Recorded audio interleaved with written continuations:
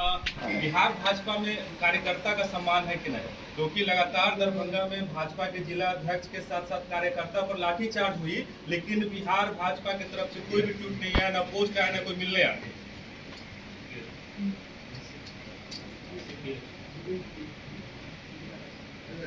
देखिए, आज का प्रेस तो 11 साल के विकास पर है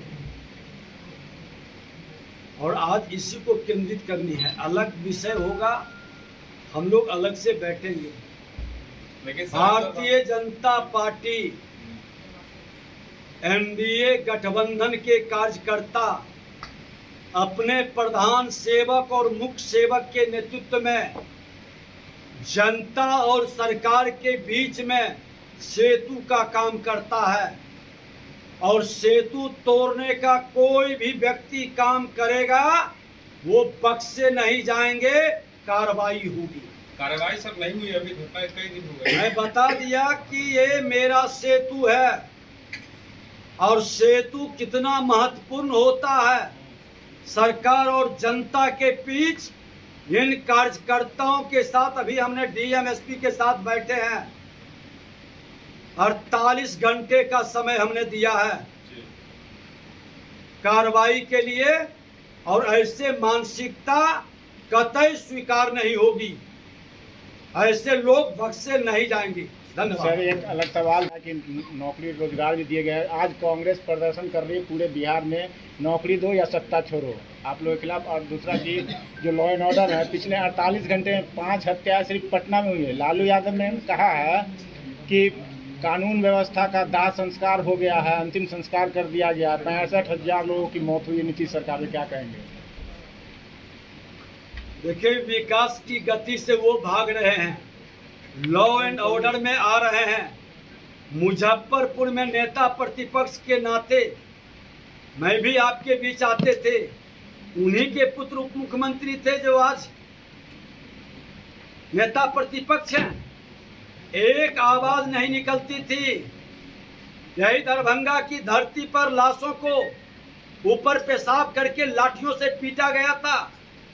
ये सत्ता में बैठे श्रीमान लालू प्रसाद यादव जी, आपके पाप के फल का परिणाम बिहार के बीमारी महामारी में बदला था और उस महामारी को दुर्भाग्य से बीच बीच में सत्ता में आके आपने पोषित किया है। वो महामारी एनडीए सरकार खत्म कर करके उस बीमारी का पूर्ण इलाज करेगी।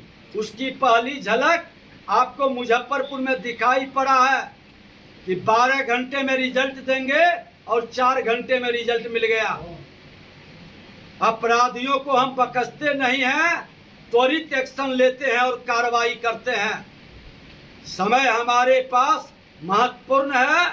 एनडीए सरकार किसी अपराधी को अपने घर में अन्य मार्ग में नहीं तरजीह दे सकता, न अपराधियों को संरक्षित कर सकता। और विपक्ष के लोग चिल्ला रहे हैं तो मैं खुला चेतावनी देता हूं कि आज मुजफ्फरपुर में एक विधायक मंत्री था, एफआईआर क्यों नहीं होने दिया वो राजद के विधायक पर? अपराधियों का मनोबल ये राजद कांग्रेस के लोगों क्यों बढ़ाए थे सत्ता में बैठ के? ये महामारी बनाए हैं, हम बीमारी से भी मुक्त कर देंगे। कांग्रेस के प्रदर्शन कांग्रेस प्रदर्शन कर रही है। कांग्रेस आज प्रदर्शन कर रही है। जिस तरह से विपक्ष मोबाइल लेकर के प्रधानमंत्री और आप मोबाइल में मुलाकात नहीं की है, अब विपक्ष के लोग सराहना भी कई बातें ऐसी कही, किस तरह से करते? देखिए, आज देश के प्रधानमंत्री राजपथम के भाव से सारे दल के लोगों को भारत के किए हुए आतंकवाद मुक्त का संकल्प को साकार करने का एक शिष्टमंडल भेजे और उस शिष्टमंडल का परिणाम है कि आज भारत के किए हुए कार्यों को हर देश सराह रहा है, स्वीकार कर रहा है। कांग्रेस लंबे समय तक केंद्र सरकार में थी, आतंकवाद पर ये सिर्फ वार्ता करते थे।